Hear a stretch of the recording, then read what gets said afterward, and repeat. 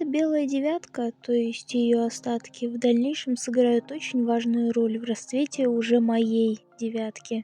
Расскажу вкратце. Благодаря этой девятке меня теперь хорошо знают работники металлоприемки. Я беру с нее полезные ништяки по приятной цене. И коробка была не исключением. Ну а историю в подробностях я напишу в описании. Коробку мне пришлось снимать с той девятки, но двигатель был уже снят, поэтому работа прошла быстрее. Данную коробку мне дали за 1500 рублей. Из-за того, что ДВС неаккуратно сняли, этот карабас искупался в масле и в прочих технических жидкостях. В первую очередь я поставила себе цель отделить внутренности от корпуса, чтобы немного хотя бы отмыть этот полувековой слой грязи. Для этого я взяла опрыскиватель, развела дешманский мотор-клинер с водой 50/50, взболтала до пены и получилась ядреная смесь. Выждала время и получился неплохой результат. Не везде моя смесь взяла грязевой слой, но и до идеала я не стремилась отмыть.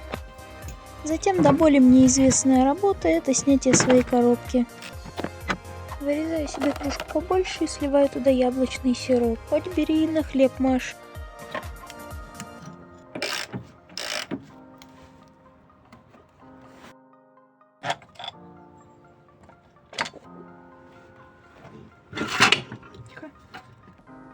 Сейчас вы видите две коробки. Слева моя бесщуповая, а справа уже щупом, которую я выкупила на приемке. Суть этих действий заключается в этой резиновой заглушке, что под вторичным валом. У меня из-под нее сифонит масло. В прошлый раз мазала герметиком, но мне не помогло. В интернете искала ее, чтобы купить. Ее либо нет, либо по стоимости доставки мне выйдет как вторая коробка с черметы. В более современной коробке эта часть отлита заодно с корпусом, поэтому никаких сальников не надо. В планах перекинуть начинку со своей коробки в новую. Так как многие шестерни на свою, я брала новые. Затем разбираю свою коробку. Сняв верхнюю крышку, болт вилки 5-й передачи, втыкаю передачу, чтобы ввести в зацепление валы для дальнейшего снятия гаек с валов. Снимать синхронизатор с вилкой лучше аккуратно, чтобы не повылетали шарики с пружинками и сухарями. Снимаю пару шестерен 5-й передачи, игольчатый подшипник, втулку и дистанционное кольцо. Ударной отверткой откручиваю 4 винта упорной пластины, после чего снимаю саму пластину. Далее демонтаж стопорных колец с подшипников валов. Снимать фиксатор передач также желательно аккуратно, чтобы не потерять шарики с пружинками. Откручиваю пробку фиксатора задней передачи, там тоже шарик с пружинкой. Затем откручиваю гайки, соединяющие воедино картер коробки передач и картер сцепления. Аккуратно отделяю часть корпуса. Ну и чтобы не сидеть в холоде, притащила коробку домой. Не было бы тут стены, я бы, конечно, и девятку бы сюда загнала, но это уже другая история. Продолжаю разбирать свою коробку, откручиваю по очереди болты крепления вилок, переключения передач к штоку и также поочередно вытаскиваю вилки и каждый шток. Вынимаю ось и шестерню заднего хода. Вынимаю валы, аккуратно вытаскиваю дифференциал, чтобы не рассыпать сателлиты.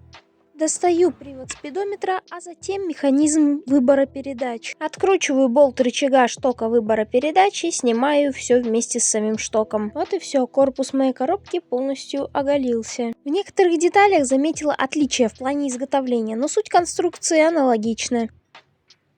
Подготавливаю корпус новой коробки и начну с сальников. С сальником штока выбора передач никаких вопросов не возникает.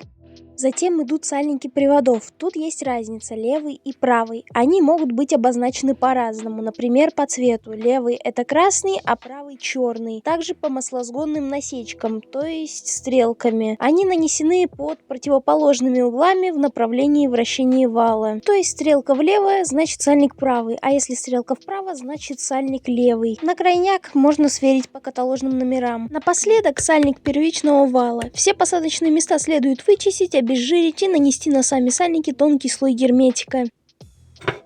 Следом обратная сборка. Ставлю в новый корпус комплектующие от своей коробки. Купила новые роликовые подшипники, те, что под 5-й передачей, подшипники шариковые, у меня и так новые. Внутренние обоймы подшипников выпрессовываю с валов. Со вторичного вышло легко, а на первичном пришлось немножко помочь.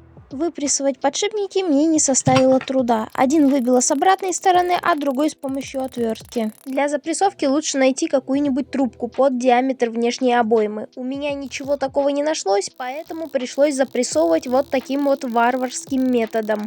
Все подшипники щедро одариваю литолом. Ставлю дифференциал. Внутренние обоймы новых подшипников уже запрессованы на валы, а значит можно их ставить на свое законное место. Возвращаю на место заднюю передачу. Накинула картер коробки, и дело со сборкой понемногу близится к своему завершению. Вилку сцепления и опорный подшипник, поскольку он практически новый, перенесла из старой коробки в новую. Ну и втулку муфты выключения сцепления тоже свою прикрутила. Устанавливаю датчик заднего хода. Для установки упорной пластины рекомендуется приобрести новые упорные шайбы, и можно еще новые винты. С помощью ударной отвертки устанавливаю пластину. Полощу пятую передачу в бензине, чтоб не гудела и втыкалась ровно. Затем собираю все в обратном порядке.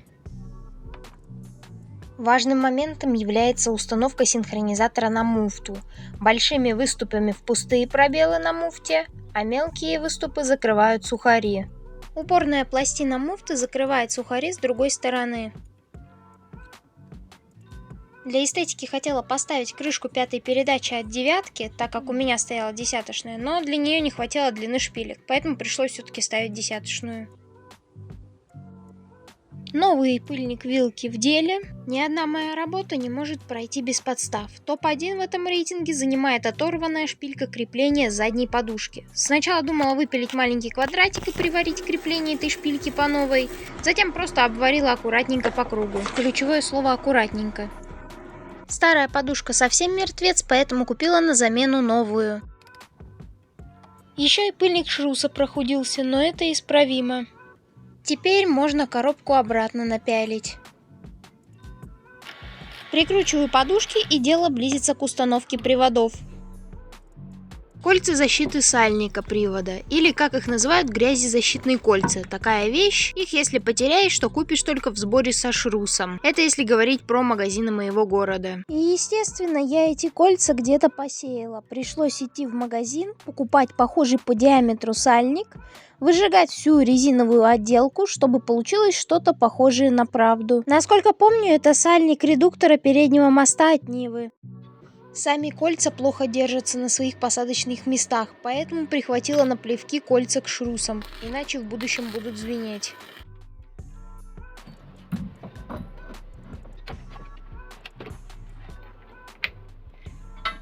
Выставляю рычаг переключения передач на нейтралку в среднее положение и затягиваю карданчик. Заливаю масло, но из-за проблем со стартером пришлось немного отложить запуск, но это уже другое видео. После запуска коробка показала работоспособность всех передач и мягкость включения. Ну и двигатель теперь не хочет выпрыгнуть из-под капота, подушка новая как-никак. На этом моя работа с коробкой закончена, надеюсь, больше не буду ее снимать в ближайшее время. Всем, кому хватило терпения досмотреть до конца, спасибо за просмотр, буду рада поддержке и критике, если что забыла или где ошиблась.